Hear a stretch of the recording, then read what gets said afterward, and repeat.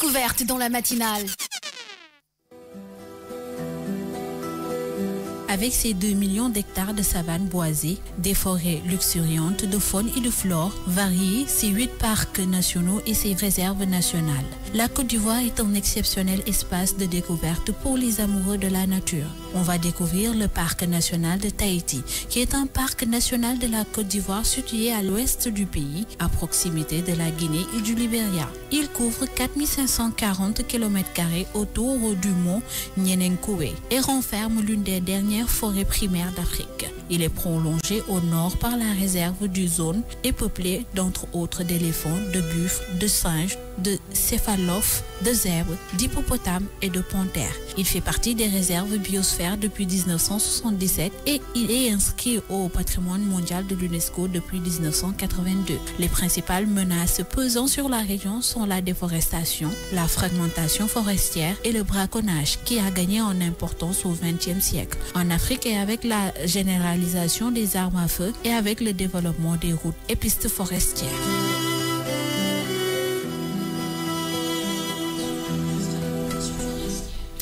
Découverte dans la matinale, le parc national de Taï en Côte d'Ivoire. Alors regardez les images, chers amis, certaines images sur le Facebook Live de King FM. Un petit coucou à Ndeye Katissal, Djibindia et Ramatoulaye Sagna, Georges Tendeng, ils sont connectés. Et Jean Latir Senghor, Kokodji nous regarde aussi. Mais regarde c'est It's Friday. It's Friday, effectivement. C'est vendredi et on est ensemble avec Express. Ils font la matinale avec nous. Ils sont là depuis 8 heures. Ils ont pris leur petit coffee time et là, ils sont en train de discuter avec les filles, avec nous. Ils participent aussi à toutes les rubriques. Alors, rubrique découverte, Bintou. Waaw mu nekk le parc national de Tahiti parce que ba ma la ko waxee rek Taï, c'est pas Tahiti, c'est Taï, ma chérie. Taï. Taï. Voilà, Yako Taï. Merci beaucoup de faire le lien. Kon boog dañuy dem ci parc national Yako Taï mi nga xam ne nekk ma nga nekk fële ca Côte d'Ivoire. Côte d'Ivoire nag mu am 2 millions d'hectares savane boisé ba pare mi ngi ànd ak flore boo xam ne nekk am na 8 parcs nationaux mais tey ñu jël parc national Yako Taï bi nga xam ne nekk mi ngi fa nekk mu nekk espace boo xam ne nekk y a sécurité pour les Ivoiriens, animaux y a Yako Taï là s'il te plaît.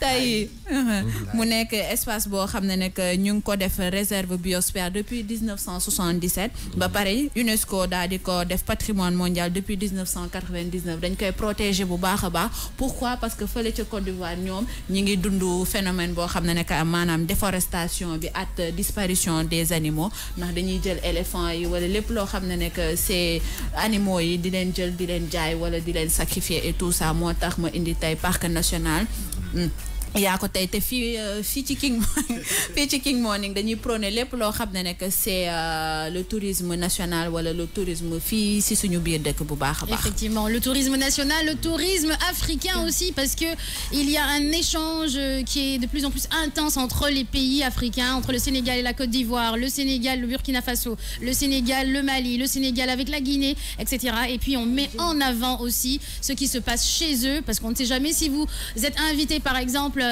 en Côte d'Ivoire, justement dans l'émission de Fatim O, j'aimerais bien aller voir le parc national de Taï parce qu'elle en a parlé, ça avait l'air sympa. On est d'accord les garçons? Bien sûr. Bien, bon, c'est super. Donc, quels sont justement les pays que vous avez eu à faire Express? Est-ce que vous êtes déjà sorti du Sénégal, des pays africains? Oui, moi personnellement, j'ai fait Bénin, Cotonou. Bénin, Cotonou, d'accord. J'ai fait Nigeria, j'ai fait Sierra Leone. J'ai fait Guinée. La Guinée, quelle Guinée?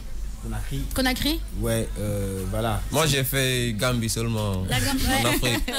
C'est pour les Gambiens, c'est bien la Gambie. Juste de passage, juste de passage. Tu as pris le bac, tu es passé. Mais maintenant, franchement, dootuñu fa romb quoi. Léegi moom dañuy taxaw escale naan café waxtaan ak mais bu njëkk dañ doon raak xuloo di moi j'ai honte, moi je vais pas répondre. Moi j'ai pas la chance de.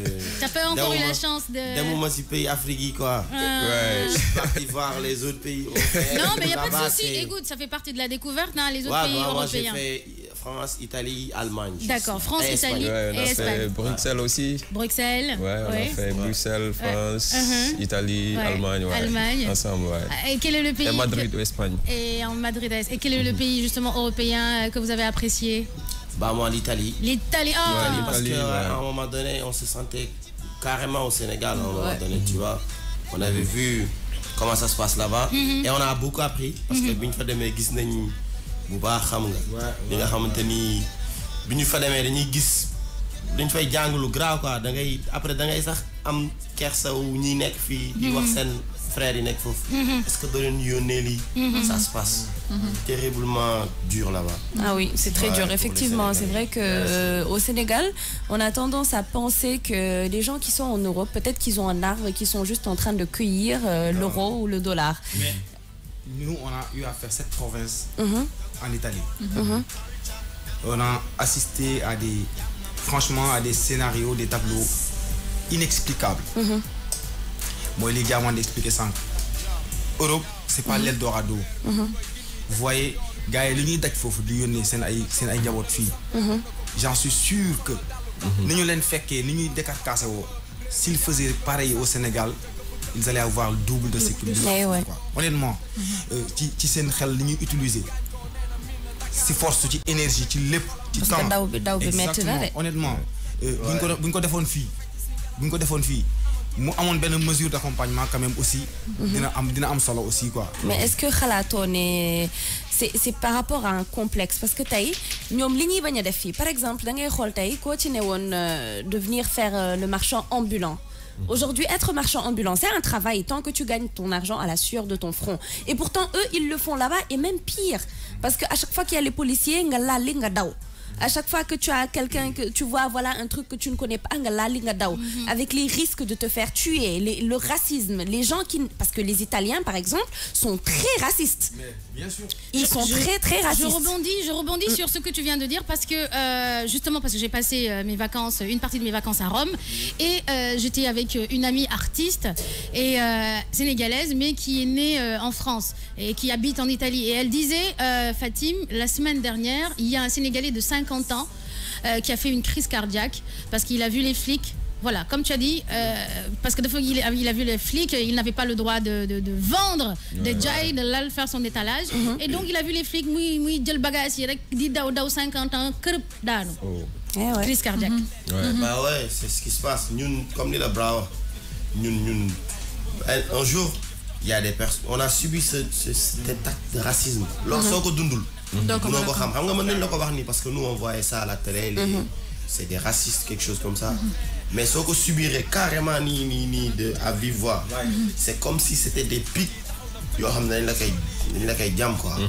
Donc après, même les comme les gens qui sont là-bas, ils ont un rôle pour nous jouer parce que pourquoi? Ils sont des riches. Pourquoi? Parce qu'ils vont faire des photos sur des... Parce que Europe, la vie est en couleur. Sénégalais, pour moi, moi, qui nga xamné su léré am nga xaliss bo léré am nga xaliss. Europe Fatim xam na ni may wax. So fa nekké forcément climat bi c'est favorable da ngay lèr da ngay cool. Tu vois?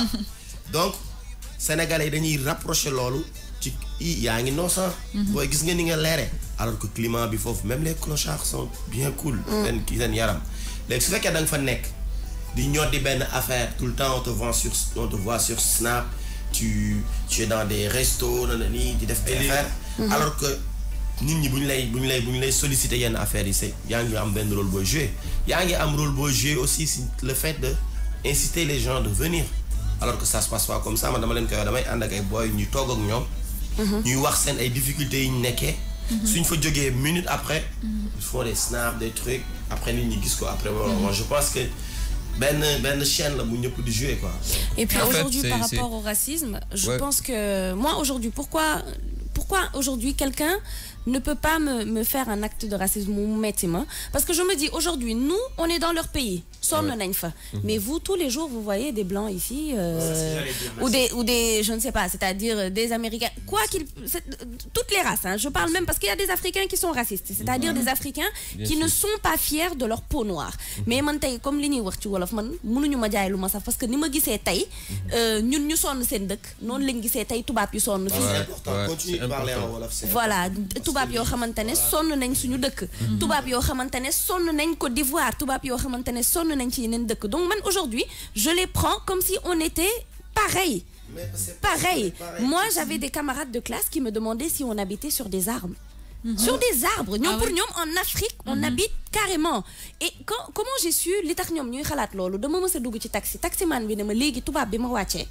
Les tax ma wache, quoi, parce que, dañuy romb kër yu rafet yi du ko photo. Et à chaque fois qu'on dépassait des maisons délabrées, c'est-à-dire des trucs vraiment moches, mu koy photo.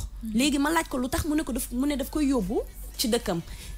Taximan bi il s'est fâché parce que neko lutax do photo li nga xamantene mo rafet nga yobbu ko mais il prend des vilaines photos pour aller les montrer et ensuite ñom ils ont dans la tête qu'en Afrique et je disais à mes copines mais je dis aujourd'hui moi le sac que je porte il peut payer peut-être ta scolarité donc est-ce que j'ai l'air de quelqu'un qui vient d'un arbre donc je dis aujourd'hui il y a des trucs il faut que ce soit logique, il faut être logique dans vos têtes.